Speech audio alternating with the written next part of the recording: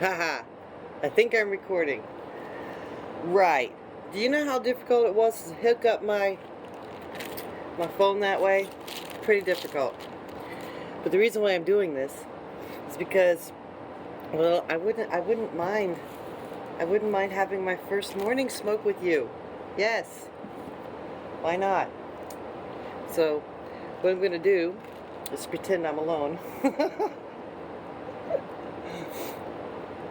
You're real inspiring. I like the way you make your videos and you just talk to people, or you talk. You know, I don't know what to say about that, but I appreciate it. And when I started my YouTube way back when, I was thinking I was going to do that.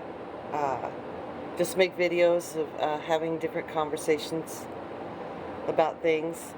I was going to do stuff. You know, as soon as I get high, my brain's going to open up and I'm going to be not so nervous about chit-chatting. And I have no idea how long this video is going to last. I hope you don't mind. But I listen to all of your videos because I think you're fun to listen to.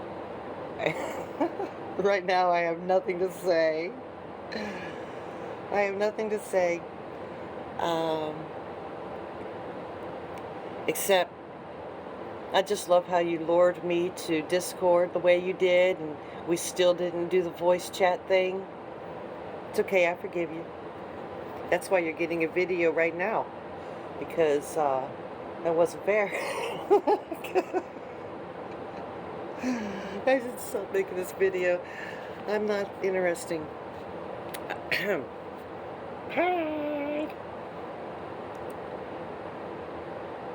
I wanted to know more about you, like your beginnings, your spiritual beginnings. I remember when I called the Lama up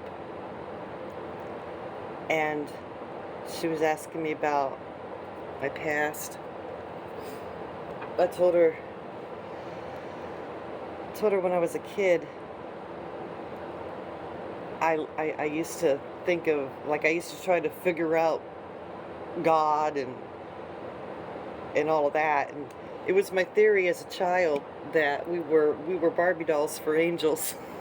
That's all humans were. We were Barbie dolls and the angels played our lives.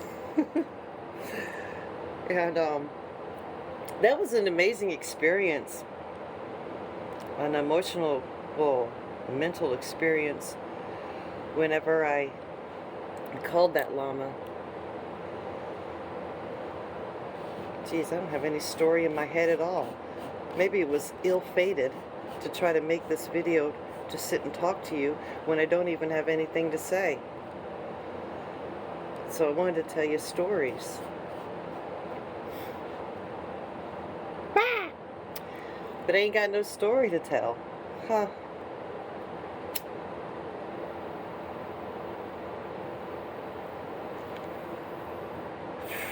I should probably erase this video, not do this video. Oh, look at that, the camera changed.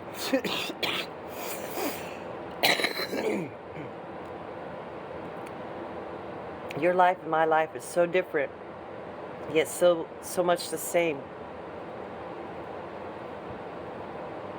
Way more frugal than I've allowed myself to be. And the phone dropped.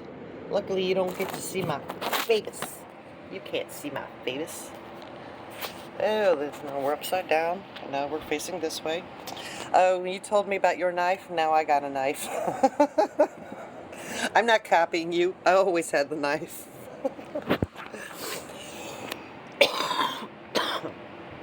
Good morning. Oh, wait. I got a very simple bunch of Zen books here. These very simple Zen books. These things this one saved my life. I can't tell you how many times this one saved my life. As you could tell, it's all well worn out. Okay, So I wanted to tell. I can't find a place to put my eyes. This will work. I need both my hands. You see all that? My neighbor, the one I talk about all the time, gave me bed bugs. So last year, I took all of my belongings and wrapped them up in plastic and waited for them to die.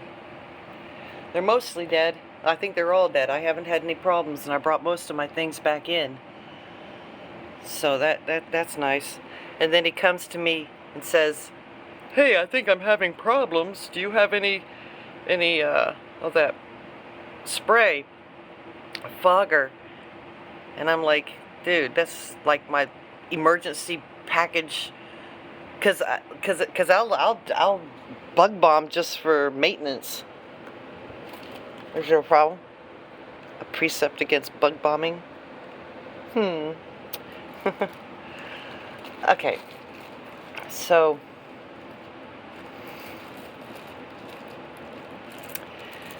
I called this llama because I guess we can call it super duper samadhi, because I have no idea what these words mean in comparison to the experiences in my brain. And and so it was like, yeah, sure, I've had mystic states before where or felt all, but they were always in the context of, ooh, I met somebody interesting, and we're going to be friends, and therefore I have this elaborate fantasy about how wonderful life's going to be now. And and I know them for what they are. The energy gets there, and you're in that moment, and you enjoy the hell out of it, and then you realize, oh, it was not real. It was just wishful thinking. And so I learned to pretty much ignore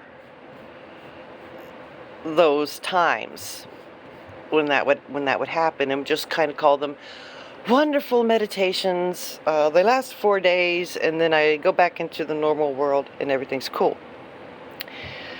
But when I had happened upon my bitchy-san, quite randomly,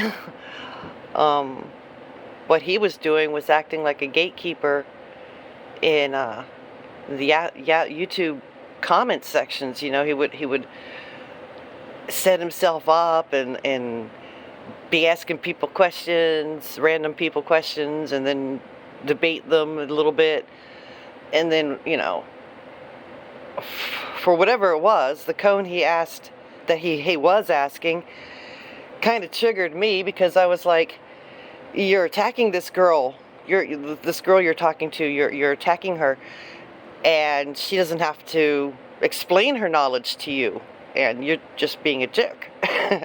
And so I thought he was being a jerk, and maybe he was.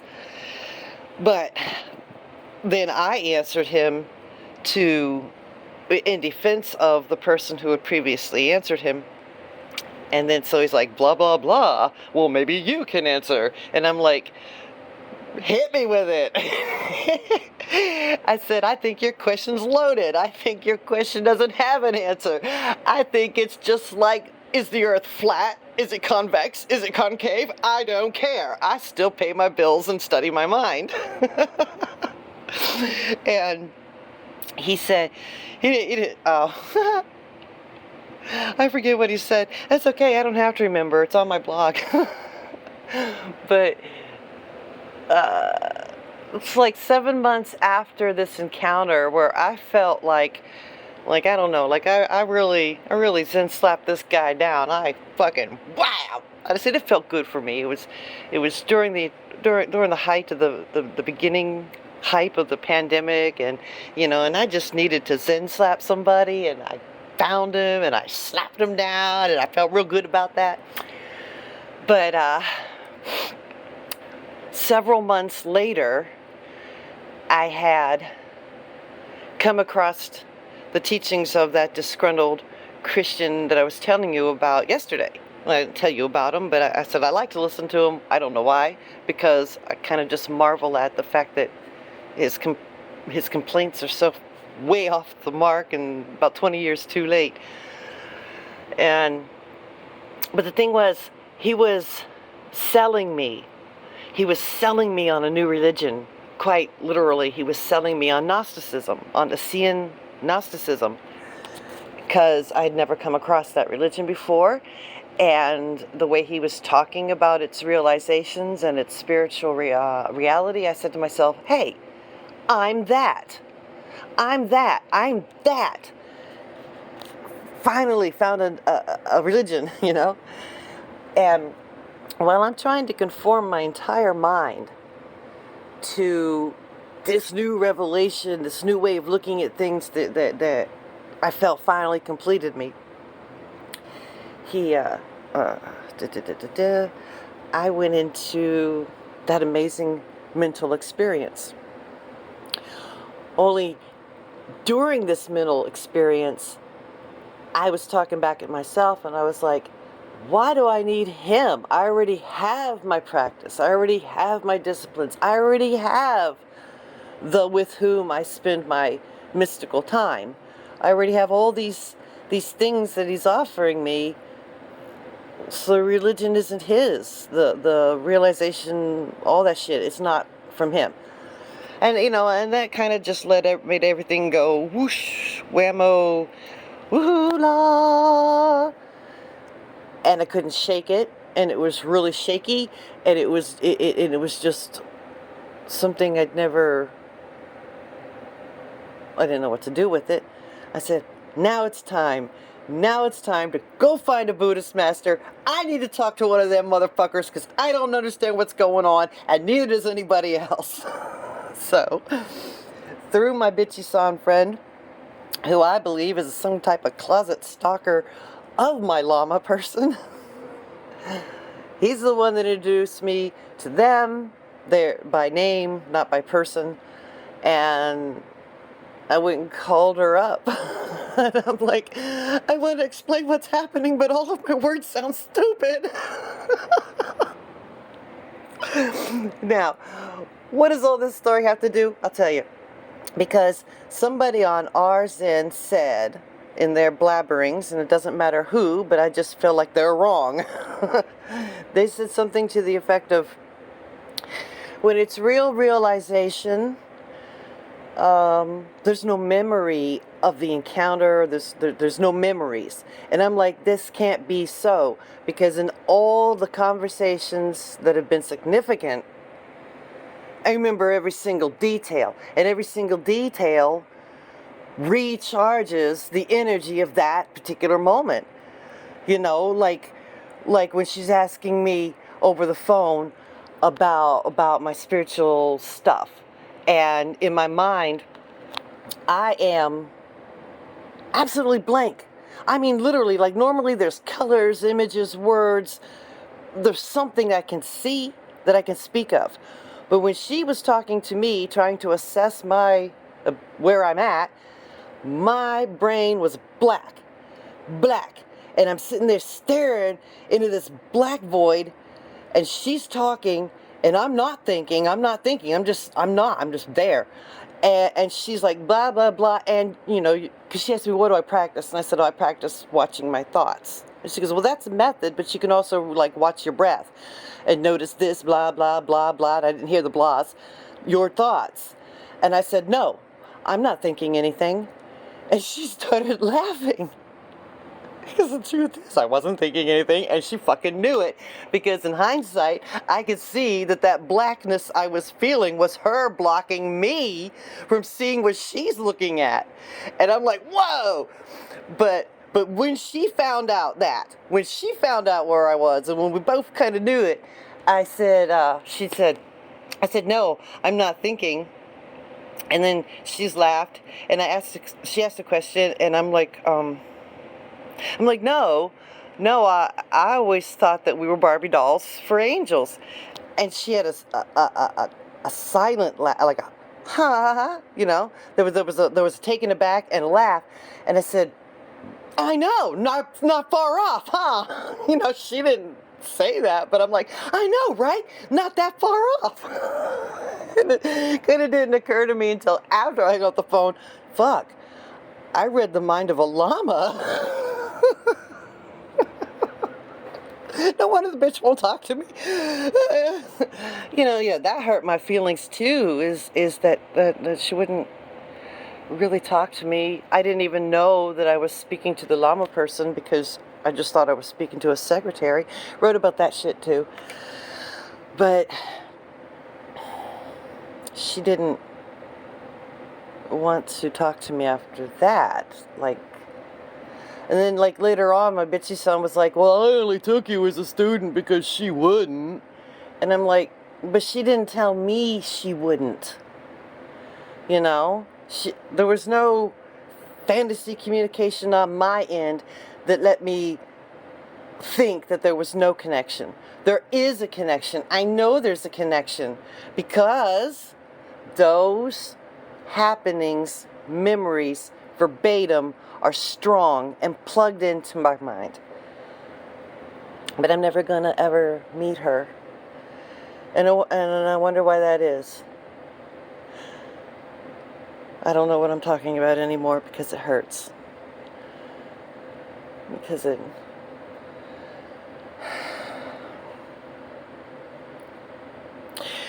at the end of the day, when you do research about this person,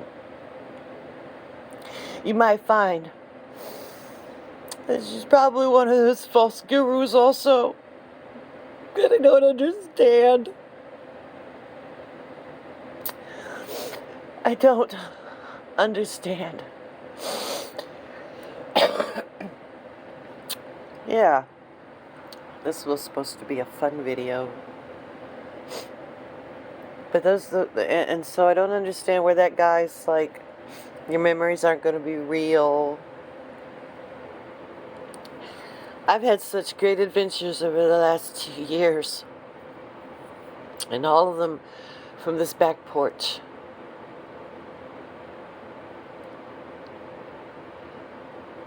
I hope this video isn't stupid.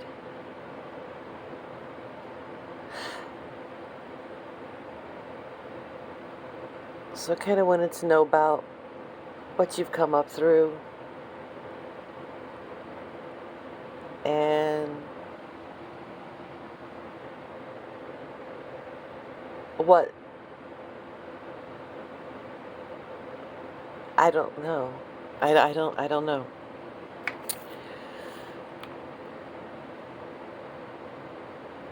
Still in the feelings that I just went through.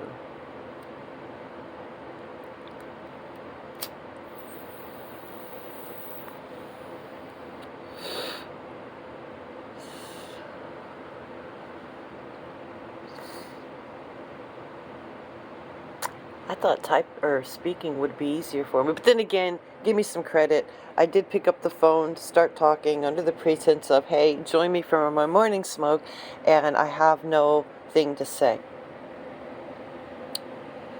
I thought maybe the getting high would bring out something to say. Well, maybe it will, but we're 18 minutes now, and I'm feeling like I'm just stalling because I really do just want to bullshit for a while. Anywho.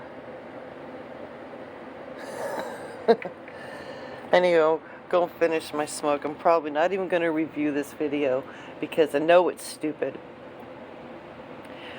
One of my still biggest mysteries in life is to try to match up the things people talk about that I've only read about and with the actual physical, technical, mental, verbal experience that has happened.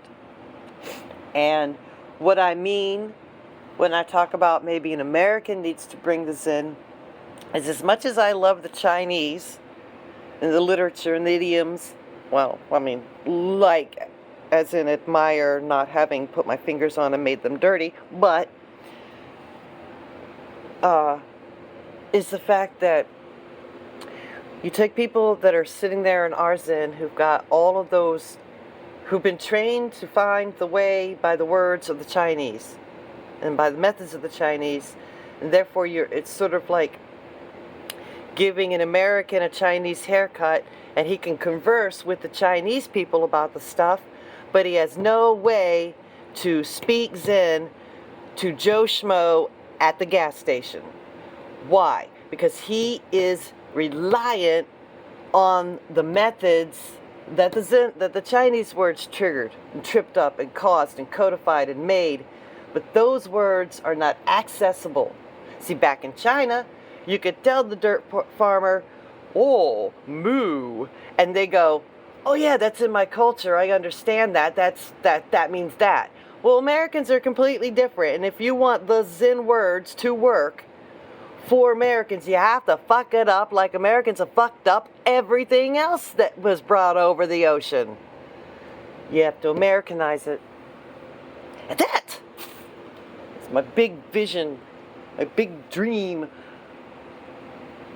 to find a way to speak Dharma the way that dumb people can grab a hold of it.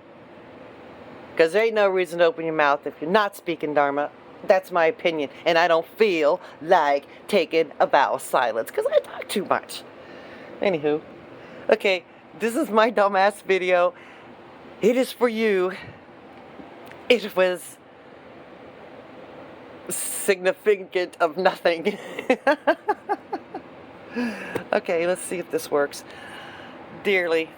Oh, look, I wish I could give you my cigarette butts.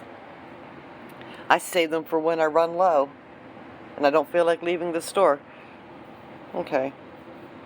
Good morning. I'm going to smoke the rest of my bowl and not review this embarrassing video. You're going to be the first one to see it. Ha!